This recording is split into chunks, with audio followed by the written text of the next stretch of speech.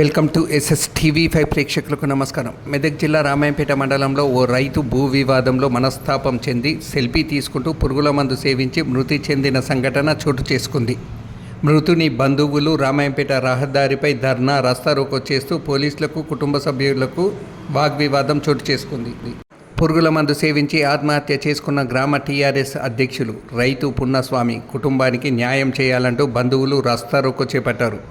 మెదక్ నియోజకవర్గ పరిధిలోని రామాయంపేట మండలం సుతార్పల్లి గ్రామానికి చెందిన పున్నస్వామి అనే TRS పట్టణాధ్యక్షుడు మరియు రైతు తన భూ వివాదంలో కొందరు బెదిరింపులకు పాల్పడడంతో మనస్తాపం చెందిన పున్నస్వామి గత 4 రోజుల క్రితం సెల్ఫీ వీడియో తీస్తూ బెదిరింపులకు పాల్పడిన వారి వివరాలు తెలియజేస్తూ పురుగుల మందు సేవించి ఆత్మహత్యా ప్రయత్నం చేసుకున్నారు. కాగా బంధువులు ఆసుపత్రికి తరలించి చికిత్స పొందుతూ ఈరోజు మృతి చెందారు. దీంతో బంధువులు ఆసుపత్రి వద్ద మృతదేహంతో ధర్నా చేపట్టారు. ఈ సందర్భంగా పోలీసులతో వాగ్వివాదానికి బెదిరింపులకు పాల్పడిన వారిని వెంటనే అరెస్టు చేయాలని, కుటుంబానికి న్యాయం చేయాలని వారు డిమాండ్ చేశారు. రెడ్డి మా బాపును ఒడ్డు మీదకి కాలు పెట్టద్దు అన్నారు. నా భూములకు నేను కాలు ఎట్లా పెట్టద్దని ఆత్మహత్య చేసుకున్నాడు.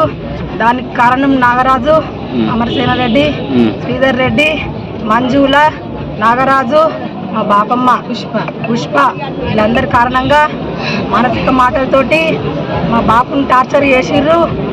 దానికి ఇది ఎన్ని రోజుల నుండి నడుస్తుంది?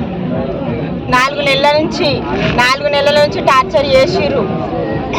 4 నెలల నుంచి వీరసేన రెడ్డి పొలంలోకి అడుగు పెట్టద్దు, పొలంలో గెట్టులోకి అడుగు పెట్టద్దు అంటే నా పొలంలోకి నేను ఎట్లా అడుగు పెట్టాను? నాది నేను ఇచ్చిన పొలం, అది ఏదో దున్నుకొని బతుకుమని ఇచ్చిన నా పొలంలోకి ఎట్లా అడుగు పెట్టద్దు అని టార్చర్ పెట్టిరు. 4 నెలల నుంచి ఆయన పాలు పెడతా అన్నాడు. అమరసేన రెడ్డి,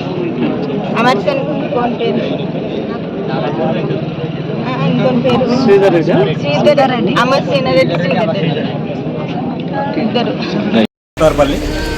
యాక్చువల్గా ఏమైంది అంటే ల్యాండ్ ఇష్యూ వల్ల, ఫ్యామిలీ ఇష్యూ వల్ల జరిగిన ఇష్యూ ఇది.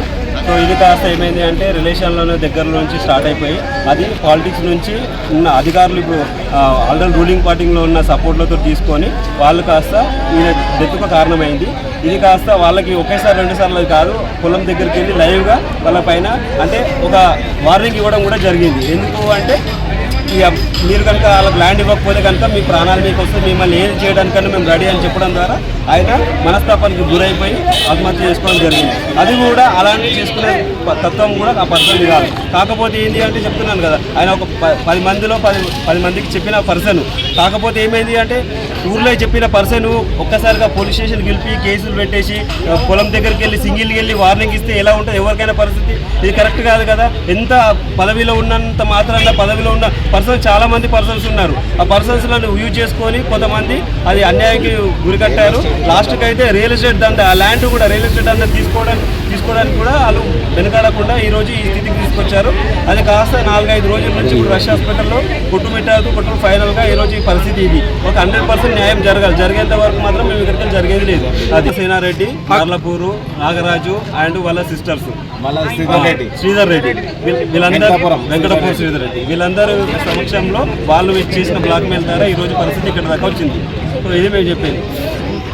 రోజులు పెద్ద మనుషులు ఊర్లో కూర్చొని ఉన్నా కానీ వాళ్ళు ఇంటి దగ్గరికి వెళ్ళి పెద్ద మనుషులు రాలేదు. అమరసేన రెడ్డి, శ్రీధర్ రెడ్డి ఇంకా మిగతా వాళ్ళు వచ్చి ఇంటికి వచ్చి కార్లలో వచ్చి ఇంటికి వచ్చి మీరు పెద్ద మనుషులకు పోయి పంచాయతీలకు పోయేది లేదు, వాళ్ళ దగ్గరికి పోయేది లేదు, మీకు న్యాయం జరగదు, నేను న్యాయం చేపిస్తా, మీకు పోలీస్ స్టేషన్ తీసుకుపోతా, నేను లీగల్గా చేపిస్తా, మీరు కుషమ్మకు సంబంధించిన భూమి ఆమె పేరు మీద ఉంది కాబట్టి లీగల్గా నేను మీ బిడ్డకి ఇప్పిస్తా అని చెప్పేసి ఒక దౌర్జన్యంగా ఆమె రానియకుండా పున్నస్వామి మీద మా అన్న మీద కేసులు పెట్టించి ప్రతిసారి 2 రోజుల కోసం స్టేషన్ తెప్పించి బావి దగ్గరికి వచ్చి కారులో వాళ్ళను కుషమ్మను, మంజులను, నాగరాజు, శ్రీధర్ రెడ్డి ఎవరైతున్నారో అమర్సేన రెడ్డి బావి దగ్గరికి వచ్చి ఒకటే భూమి, ఒకటే కుటుంబము, ఒకటే అన్నదమ్ములు, ఒకటే తోడబుట్టిన తోడ్లు వాళ్ళని పక్కకు పెట్టేసి నువ్వు భూములకు రావడము, నువ్వు భూములకు వస్తే నేను చంపేస్తాము, నువ్వు భూములకు వస్తే మంచిగా అని చెప్పేసి ఆయన భయభ్రాంతులకు గురి చేసి నువ్వు ఒకవేళ భూముల కోసం మాత్రం నువ్వు బతకవు, నేను చంపడానికి వెనకాడడం అని చెప్పేసి అమరసేన రెడ్డి, శ్రీధర్ రెడ్డి ఆయన భయానికి గురి చేసిరు. అదేవిధంగా పోలీసులను తోలడం ఇంటికి ప్రతిసారి పోలీసులను తోలడము, ఇంటికి రావడము, ఆయనకు ఫోన్లు చేయడము, పోల్ట్రీ ఫామ్ కాడికి పోయి కూడా నువ్వు ఆడికి భూమి పుషమ్మ భూమి వాళ్ళ బిడ్డకు కానిస్తలేవు, నువ్వు ఇట్లా కానియకపోతే మాత్రం నీకు బతికే ఇది లేదని చెప్పేసి మిమ్మల్ని చంపేస్తాము, నువ్వు ఏ విధంగా అయినా సరే నీకు బతికే అటువంటి పరిస్థితి లేదు, బిడ్డ నువ్వు కోళ్ళపరంగానే ఉంటావు, నీ ఏ రాత్రి అయినా సరే నేను చూసుకుంటాము, మేము చెప్పేది వింటలేవు అని చెప్పేసి నాగరాజు అనేట దొంగ వాళ్ళకి పైసలు ఇచ్చి వీళ్ళు రియల్ ఎస్టేట్ ముసుగుల వీళ్ళు పెద్ద మనుషులనే మాస్క్ కప్పుకొని అమర్సాయి రెడ్డి, శ్రీధర్ రెడ్డి వాళ్ళు ఈ శ్రీధర్ రెడ్డి ఒక నేరస్తుడు, అమర్సాయి రెడ్డి ఒక దొంగ పంచాలు చేసుకుంటా పెండ్లమ్మ వాళ్ళ పంచాలు చేసుకుంటా ఇలా మా అన్న నిండు ప్రాణాన్ని తిన్నటువంటి మూర్ఖులు వీళ్ళు.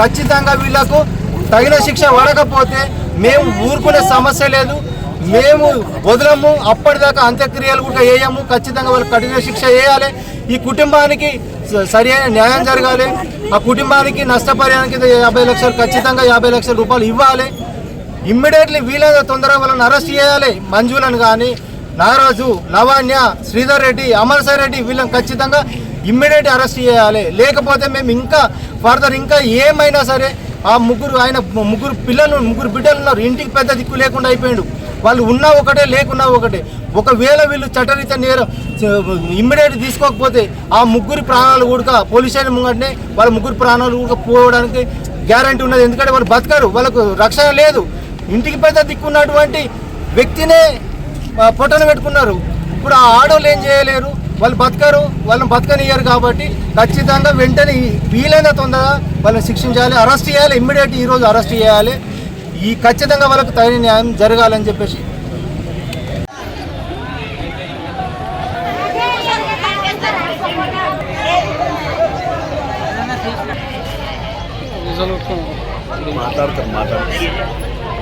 నువ్వు చెప్తే మాట్లాడేది నువ్వు చెప్తే అవునే అయితే నేను ఏం చెప్పా